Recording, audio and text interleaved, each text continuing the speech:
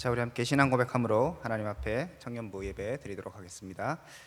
전능하사 천지를 만드신 하나님 아버지를 내가 믿사오며 그 외아들 우리 주 예수 그리스도를 믿사오니 이는 성령으로 잉태하사 동정녀 마리아에게 나시고 본디오 빌라도에게 고난을 받으사 십자가에 못 박혀 죽으시고 장사한 지 사흘 만에 죽은 자 가운데서 다시 살아나시며 하늘에 오르사 전능하신 하나님의 우편에 앉아 계시다가 저리로서 산자와 죽은 자를 심판하러 오시리라. 성령을 믿사오며 거룩한 공예와 성도가 서로 교통하는 것과 죄를 사하여 주는 것과 몸이 다시 사는 것과 영원히 사는 것을 믿사옵나이다. 아멘. 자, 오늘 볼 말씀 로마서 14장 1절에서 12절입니다. 로마서 14장 1절에서 12절까지입니다. 제가 읽도록 하겠습니다. 믿음이 연약한 자를 너희가 받되 그의 의견을 비판하지 말라. 어떤 사람은 모든 것을 먹을 만한 믿음이 있고 믿음이 연약한 자는 채소만 먹느니라. 먹는 자는 먹지 않는 자를 업신여기지 말고 먹지 않는 자는 먹는 자를 비판하지 말라. 이는 하나님이 그를 받으셨음이니라. 남의 하인을 비판하는 너는 누구냐? 그가 서 있는 것이나 넘어지는 것이 자기 주인에게 있음에 그가 세움을 받으리니 이는 그를 세우시는 권능이 주께 있음이라. 어떤 사람은 이 날을 저 날보다 낮게 여기고 어떤 사람은 모든 날을 같게 여기나니 각각 자기의 마음으로 확정할지니라. 나를 중히 여기는 자도 주를 위하여 중히 여기고 먹는 자도 주를 위하여 먹으니 이는 하나님께 감사하며 먹지 않는 자도 주를 위하여 먹지 아니하며 하나님께 감사하느니라. 우리 중에 누구든지 자기를 위하여 사는 자가 없고 자기를 위하여 죽는 자도 없도다. 우리가 살아도 주를 위하여 살고 죽어도 주를 위하여 죽나니 그러므로 사나 죽으나 우리가 주의 것이로다. 이를 위하여 그리스도께서 죽었다가 다시 살아나셨으니 곧 죽은 자와 산 자의 주가 되려 하심이라. 내가 어찌하여 내 형제를 비판하느냐? 어찌하여 내 형제를 업신여기느냐? 우리가 다 하나님의 심판대 앞에 서리라. 기록되었으되 주께서 이르시되 내가 살았노니 모든 무릎이 내게 꿇을 것이요 모든 혀가 하나님께 자백하리라 하였느니라. 이러므로 우리 각 사람이 자기의 일을 하나님께 짓고 하리라. 아멘. 자, 여러분 한 주간도 평안히 잘 지내셨습니까? 요즘에 이제 날씨가 시원하죠. 아침 저녁으로 굉장히 이제 시원해졌어요. 이 한절기에 또 건강을 유의하셨으면 좋겠고요. 우리 계속적으로 이제 로마서 살피는 가운데 말씀드리고 있습니다. 12장부터 우리가 이제 어떻게 살아야 되는가에 대한 원리를 계속적으로 제공하고 있고, 그 원리는 일반적으로 그 전에 있었던, 그러니까 뭐라고 표현할까요? 율법에서 말했던 그러한 원리들과는 조금 겉으로는 비슷한 것 같은데 근본적으로 분명한 차이가 있다라는 것들을 우리가 살펴보고 있습니다. 율법은 원래 그렇진 않지만 지금까지 바리새인들과 서기관들, 종교 지도자들은 그리고 일반 사람들이 그 율법 자체, 이것을 하면 되고 하지 말아야 되고 그런 것 자체에만 자꾸 매여 있어서 사실은 율법의 근본 정신들을 놓치고 있었다. 그런데 이제 믿음으로 구원받은 하나님의 백성들에 대해서 바울이 똑같은 권면을 하고 있는데, 그 권면은 좀 더 근원적이고 좀 더 근본적인 그 원리를 찾아서 설명해 주는 것이라고 볼 수 있습니다. 오늘 본문도 보면 일단 이제 비판하지 말라는 내용이 주된 내용입니다. 1절에 보시면 믿음이 연약한 자를 너희가 받되 그의 의견을 비판하지 말라라고 되어 있습니다. 다음 주에 살펴보게 될 내용들도 13절부터도 비판하지 말라 이런 얘기들을 계속적으로 하고 있습니다. 자, 형제를 비판하지 말라 이런 것들은 사실 율법이나 이런 정신에 분명히 있는 것이죠. 사실 비판하지 말라 이런 얘기는 없지만 약간 조금 더 이게 율법은 구체적으로 이렇게 얘기했다면 이거 저거 이렇게 하면 되고 이렇게 하면 하지 말고 이런 것이었다면, 이제 비판하지 말라는 어떤 전체적인 조금 더 큰 그림을 얘기하는 것이기도 하고, 하지만 그렇지만 이 비판하는 것 이런 것들에 대해서는 사실 불교에서는 그럼 형제를 비판해도 되고 기독교만 비판하지 말아야 되고 이런 거 아니잖아요. 그러니까 이것 자체가 크게 핵심적으로 특별한 내용이 있는 것은 아닙니다, 겉으로 봤을 때는. 그런데 이제 믿음으로 구원받은 백성이니 이 비판하지 않는 것에 대한 이유에 대해서 명확해지는 것이 필요한 것이죠. 오늘 그 부분을 좀 살펴보도록 하겠습니다. 자, 이제 형제를 비판하지 말라는 것에 대해서 두 가지 예를 들고 있습니다. 첫 번째는 먹는 것에 대한 문제고요. 두 번째는 날의 문제입니다. 자, 2절에 보시면 어떤 사람은 모든 것을 먹을 만한 믿음이 있고 믿음이 연약한 자는 채소만 먹는다 해서 먹는 문제를 지금 얘기해요. 이 얘기 여러분들이 뭐 잘 아시겠지만 뭐 채소를 먹느냐 고기를 먹느냐 이 부분은 뭐 비건이냐 뭐 아니면 채식주의자냐 뭐 이런 것이 육식주의자냐 이런 얘기가 아니라 아마 그 당시에 이제 이교도 사회였으니까 고기라는 것들은 대부분 이제 우상에게 바쳐진 음식이었습니다. 그렇기 때문에 우상에게 바쳐진 음식을 이렇게 먹는 것이 되느냐 안 되느냐 이런 이제 논쟁이 있을 수 있는 것이죠. 믿음이 약한 사람은 어이구 우상에게 바쳐졌으면 어떻게 그렇게 할 수 있겠느냐 이런 생각을 하는 것이죠. 뭐 조금 비슷한 예일 수도 있고 아닐 수도 있지만 이런 거죠. 믿음이 약한 자 이런 사람들은 이렇게 생각하는 거예요. 예를 들어서 어디 뭐 놀러 갔다 경주에 놀러 갔다 불국사 가면 안 되는 거예요. 왜? 절이니까. 뭐 어디죠 동화사 가면 안 되는 거예요. 절이니까. 그렇게만 생각한다는 것이죠. 그런데 또 믿음이 좀 더 강한 사람, 뭐 연륜이 있는 사람, 성경을 좀 더 잘 아는 사람은 그런 것들에 있어서 내가 가고 안 가고가 내 신앙에 뭐 크게 문제가 없는 것이죠. 그냥 문화재로서 관광지로서 가서 아 좋다 하고 오는 것이죠.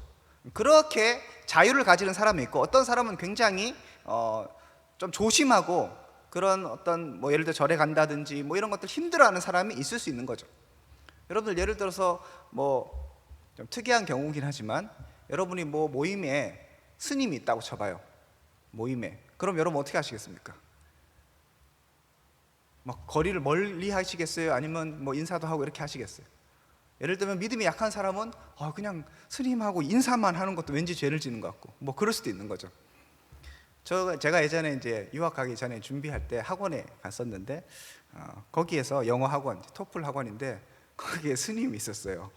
저는 목사고 그래갖고 너무 제가 봐도 너무 웃기더라고요. 거기도 유학 가려고 이렇게 하버드에 뭐 유학 간다고 뭐 이렇게 하면서 뭐 그러고 저도 이제 유학 간다고 하고 웃기더라고요. 그래서 인사하면서 안녕하세요 하고 막 했는데 그분은 조금 하다가 열심히 안 하고 이제 안 나와서 좀 친해지지 못했는데 그래도 우리가 뭐 굳이 뭐 얘기하는 거에 있어서 이렇게 격을 따질 필요는 없는 거죠.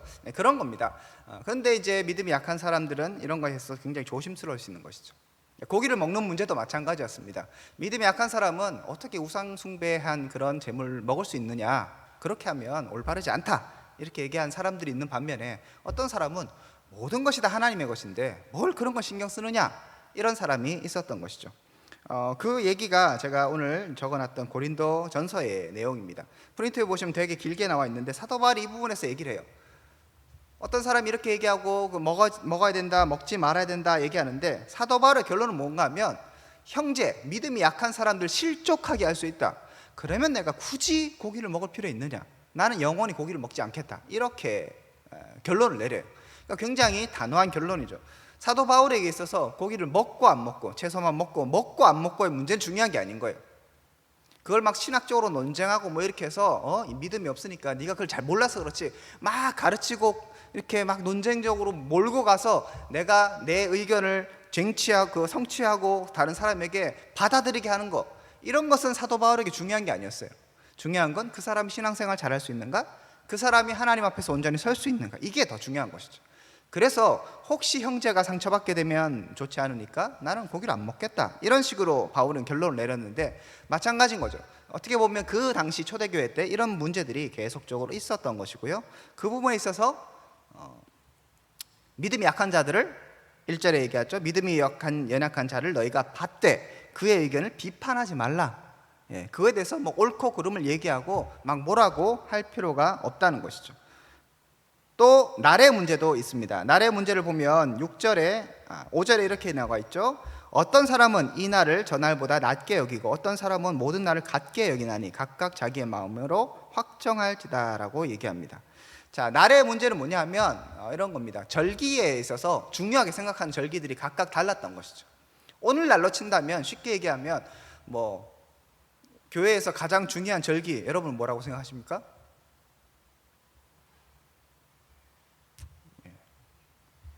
뭐 그렇게 생각하잖아요, 그죠?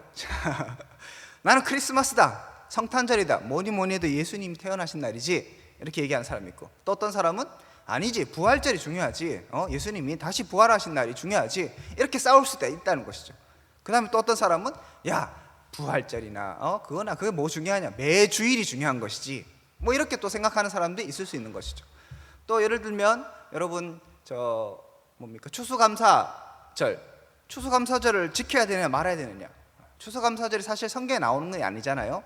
미국에서 나온 어떤 전통에 따라서 우리가 지켜오고 있는데, 그러면 이제 그날을 중요하게 생각하면서 해야 되냐, 필요 없다, 뭐 이렇게 얘기하는 사람이 있을 수 있는 거죠. 자, 그것에 대해서 얘기하는 거예요. 비판하지 말아라. 서로 그런 것 때문에 쓸데없는 것은 아니지만 그런 것 부분에서 자꾸 이야기하고 왈가왈가 하지 말라고 얘기합니다. 결국은 왜 그러면 형제를 비판하지 말아야 되는가?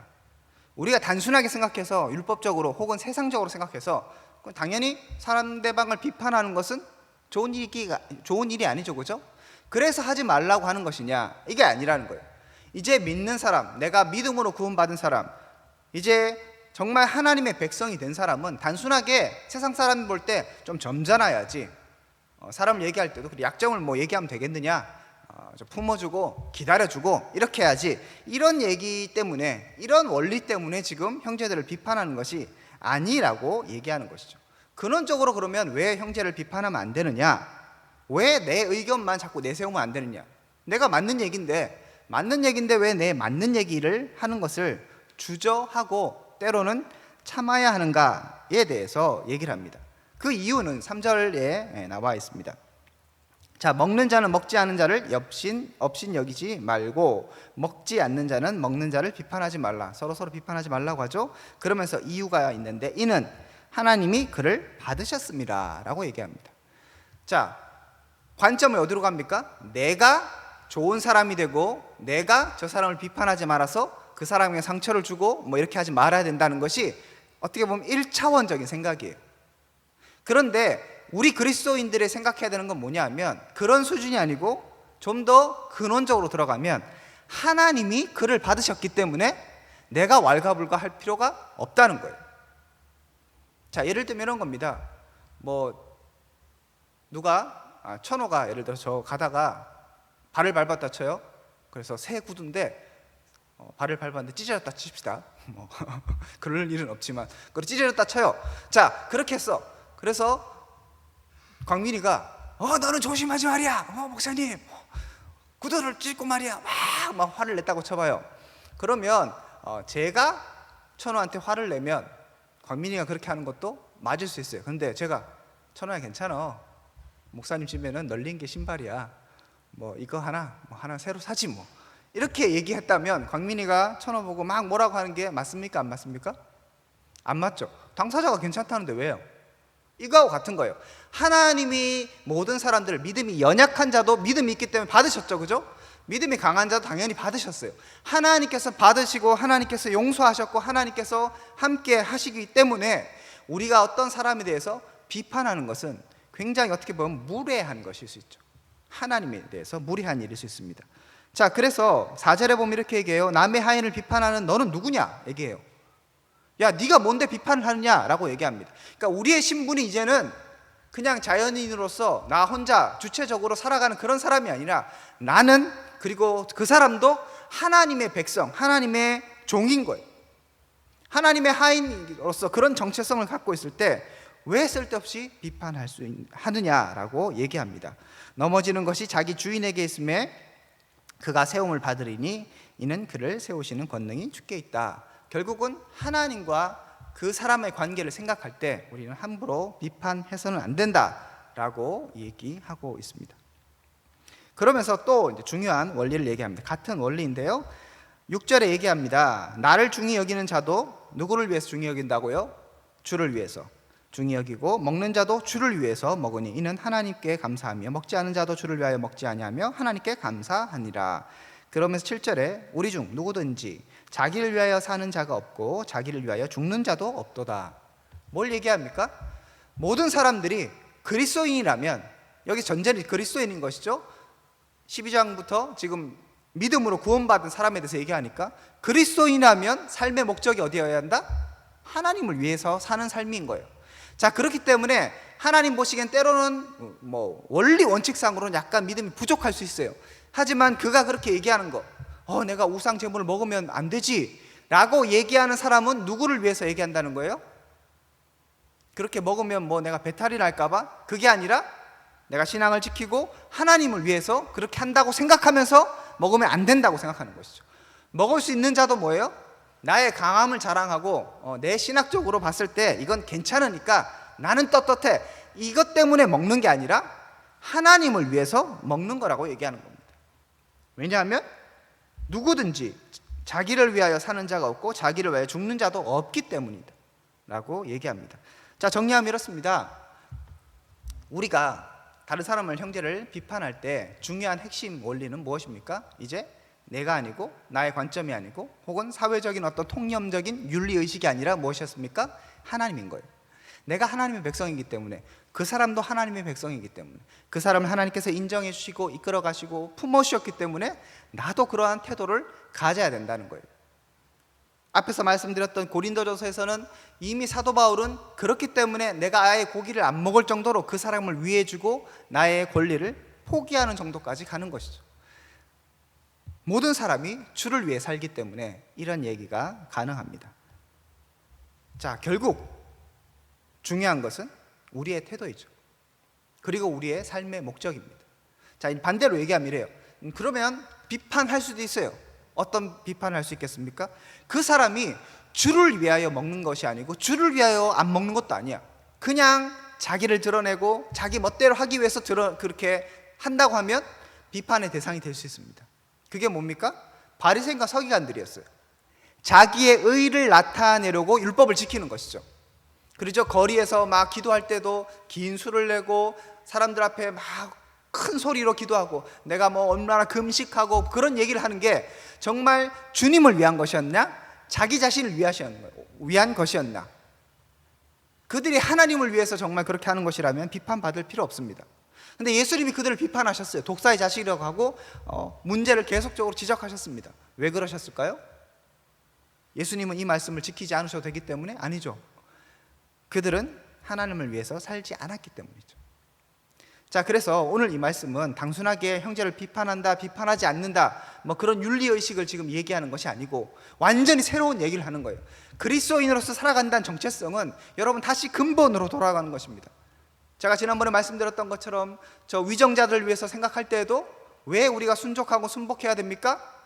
하나님이 그를 세우시고 모든 것이 하나님으로부터 나왔기 때문에, 이런 기본적인 원리, 하나님이 이 땅을 통치하시고 모든 사람들이 주를 위하고 있고 그리고 하나님이 그들을 받으시는 이런 원리들을 생각할 때 이제는 우리가 어떻게 살아야 되고 무엇을 해야 되고 무엇을 하지 말아야 되고, 할 수 있지만 참고 그리고 이야기할 수 있지만 때로는 침묵할 수 있는 이유가 분명하게 드러나는 것입니다.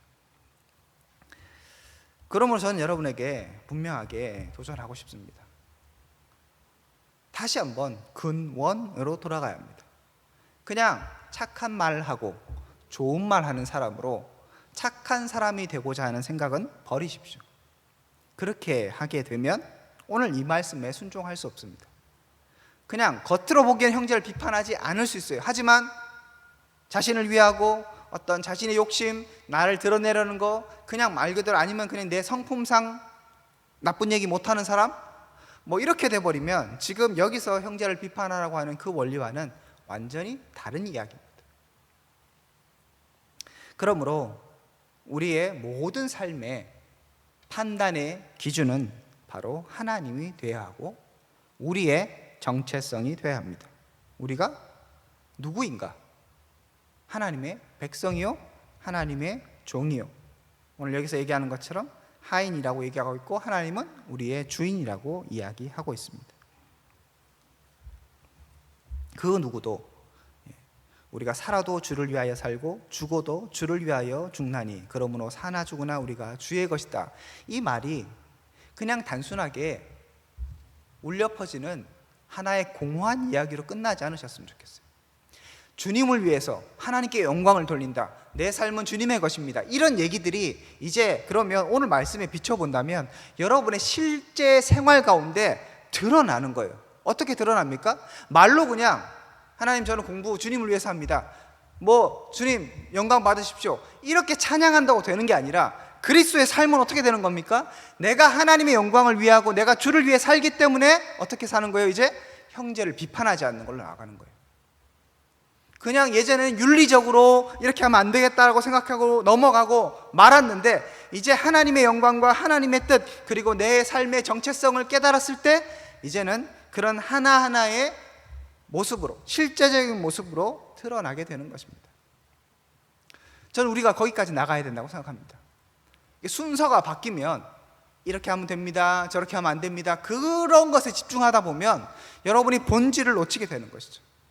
제가 지난번에도 말씀드렸죠. 교회 예배 일찍 오고 안 오고 그런 것에 막 매여갖고 오늘은 5분 일찍 왔다, 오늘은 10분 일찍 왔다, 오늘은 5분 늦었다, 이렇게 해서 10분 일찍 온 10분 그래서 플러스 10점, 5분 늦게 온 마이너스 5점이고 이런 식으로 되는 게 아니라는 것이죠. 내 마음 가운데 내 삶의 태도가 지금 무슨 중심으로 가고 있는가가 핵심이에요.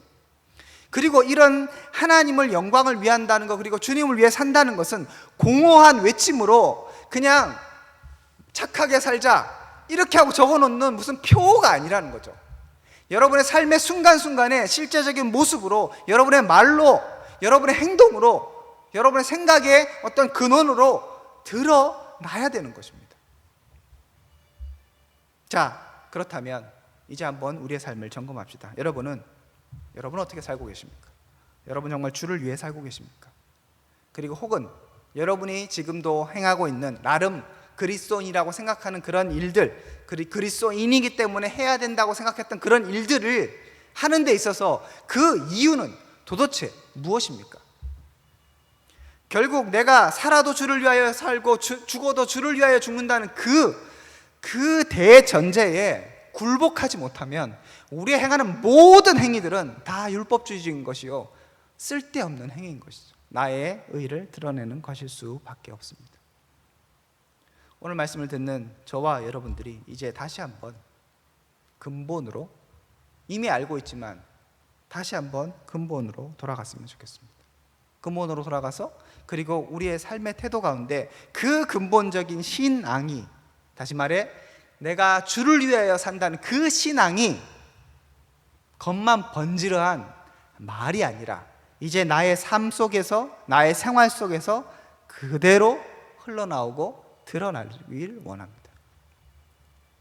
여러분이 공부하고 취업을 준비하고 또 여러 가지 일들을 하는 모든 것 가운데 바로 이 하나님의 영광을 위한 것이 근원이 되어서 우리의 삶이 하나하나 재편되는 은혜가 있기를 주님의 이름으로 축복드립니다. 기도하겠습니다.